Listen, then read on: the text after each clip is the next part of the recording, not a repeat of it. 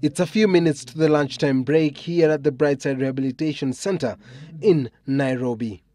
Dr. Peter Mwangi, a psychiatrist, is going through group sessions with his patients. Everyone here is a recovering addict, all having struggled with some form of dependency on hard drugs or alcohol. It is here that we meet 25-year-old Eric Mwangi, a recovering heroin addict. To begin with, his involvement with heroin dealt a blow to his education. He dropped out of University of Nairobi in his second year while pursuing a degree in Bachelor of Commerce. I was fun-loving, I was very focused in my education. I was living a life that would be emulated by others. But definitely once you start drugs, it changes very fast. Now he has only 2 more months to complete his painstaking process of rehabilitation. It all started because of curiosity, he says. I used to go to a bar right next to where it was being sold. So you would see the people buy, use and seemingly look happy and intoxicated in a different manner than what you're used to. So the curiosity got to me and I just found myself, I bought, had the first one, you feel the high, you feel good. You definitely after some few days you kind of remember, once you experience something different, you remember you want to feel it again. And so just like that, he was an addict, living from high to high in an endless search for ecstasy.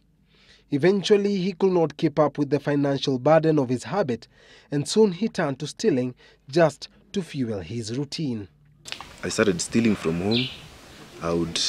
I started first by selling some of my items. I would be bought for a phone, I would sell it. I would use the money up to buy heroin. After some time, it would be over. I would start selling my clothes. Then from there, once I finished everything that I had, I went now to my brother's items, my sister's items, my mother's items.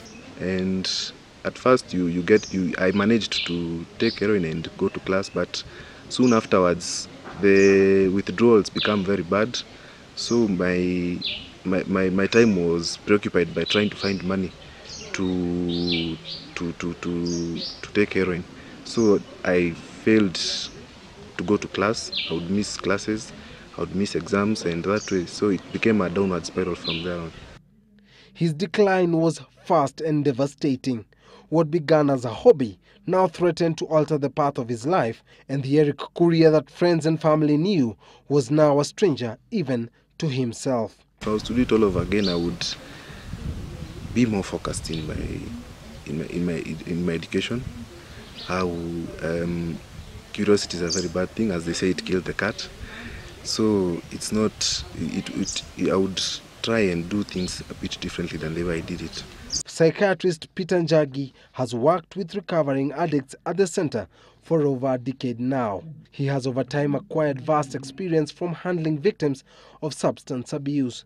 Now he walks me through heroin and its damaging effects. It touches that part of the brain, it reaches the globulins, and you feel like you have had a very satisfactory sexual intercourse. Though the situation in an addict's life is not lost, Dr. Mwangi's drive to rehabilitate recovering addicts is founded in the optimism that anybody can get help. It is in institutions such as the Brightside Rehabilitation Center that those who enroll eventually overcome their addictions in the hope that they can one day constructively engage society. Wang'ombe, Citizen, live at 9.